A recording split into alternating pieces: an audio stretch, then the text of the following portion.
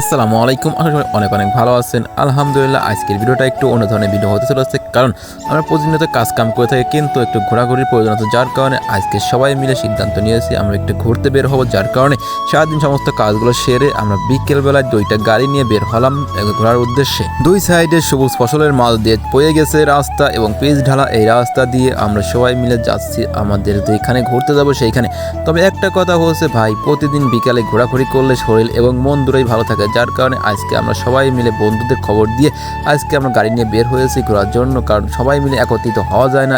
তবে একটা কথা হচ্ছে, আমরা আজকে যেখানে ঘুরতে যাচ্ছি সেখানে হচ্ছে আমাদের এলাকা থেকে প্রায় 15 কিলোমিটার দূরে আবাসন নামক একটা গোস্ত গ্রাম আছে এবং বিলের মাছ দিয়ে বয়ে গেছে নদী, এবং সেখানে গেলে খুবই সুন্দর লাগে এবং মনটা ভালো হয়ে যায়। কিন্তু এখন বর্ষার সিজন, এখনো পানি হয় নাই, যার কারণে আমরা একটু আগে এগিয়ে যাচ্ছি। পরবর্তীতে আবার যখন বৃষ্টি হয়ে পানি হয়ে বিল ভর্তি পানি হয়ে যায়, তখন আমরা আবারও যাব ঘুরতে, কারণ ওইখানে ঘুরতে গেলে মনটা ফ্রেশ হয়ে যায় এবং সুন্দর ভালো লাগে।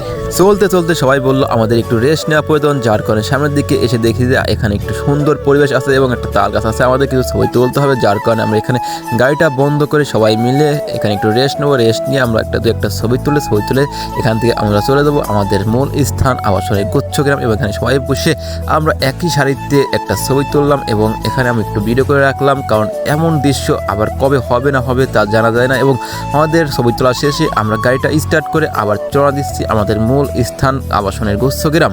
তবে আরেকটা কথা হচ্ছে ভাই, গ্রাম বাংলার এই সুন্দর পরিবেশে বিকেলে ঘুরতে কতটা মজা যারা ঘুরতে পারে তারাই বলতে পারে। এবং এই পথে হাঁটতে হাঁটতে যাইতে আমাদের একটা কথাই মনে হচ্ছিল যে পিচ ঢালা এই পথটারে ভালোবেসেছি, এই গানটার কথা মনে হচ্ছিল। তবে আমরা তো শিল্পী নয়, যার কারণে গানটা আর পরিবেশন করতে পারলাম না। এভাবেই আমরা চলে যাচ্ছি আমাদের মূল স্থান, এবং যাইতে পথটা ধারে মনটা ভালো হয়ে যাচ্ছিল। কি সুন্দর পরিবেশ, অপরূপ পরিবেশের মধ্যে আমরা যাচ্ছিলাম আমাদের সেই ঘোরার স্থান আবাসনে, এবং এরই মধ্যে আমরা চলে এসেছি আমাদের মূল স্থান আবাসনের দ্বার প্রান্তে, এবং এখানে দেখতে কত সুন্দর দেখুন।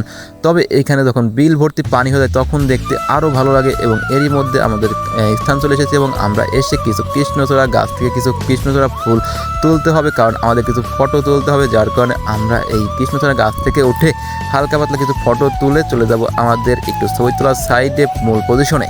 কৃষ্ণচূড়ার ফুল তোলা শেষে আমরা আর ভিডিও করতে পারি নাই, কারণ আমরা ফটো তোলায় ব্যস্ত ছিলাম, যার কারণে আমরা আর ভিডিও করতে পারি নাই। সবাই ভালো থাকবেন, আমাদের জন্য দোয়া করবেন। আসসালামু আলাইকুম।